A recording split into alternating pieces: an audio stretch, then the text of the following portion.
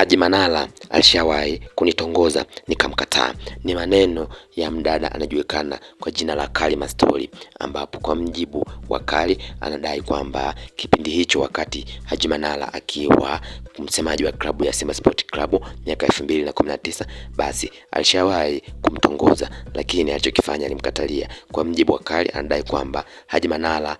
aliweza kumdm kwenye mtandao wa Instagram, na ndipo ambapo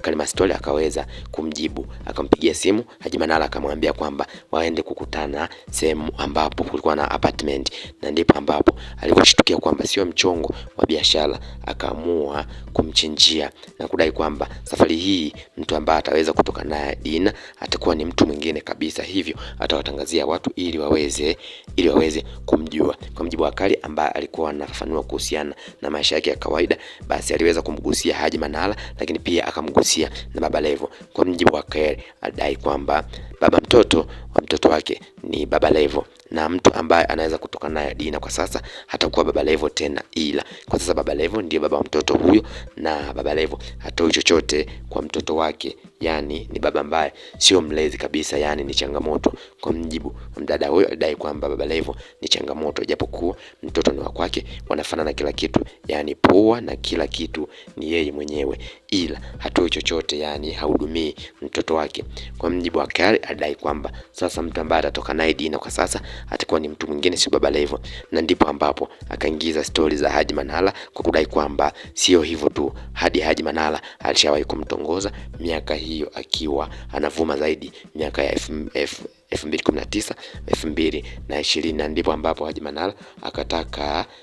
aingie kwenye mahusiano na huyo, na hapo ilikuwa kabla ya Zailisa au na yule mwingine ambaye aliweza kuachana naye aliweza kufunguka. Karima Story anafahamika kwa masuala ambayo yeye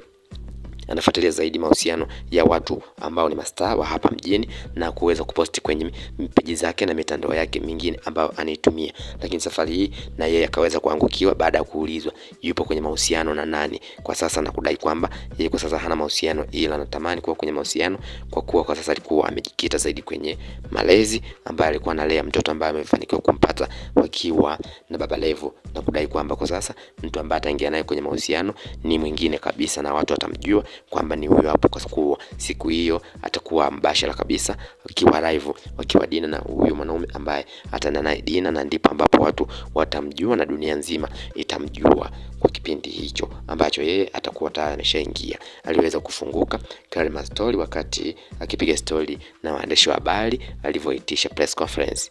Endelea kufuatilia ili wa kwanza kupata taarifa zetu pindi tunapoziweka.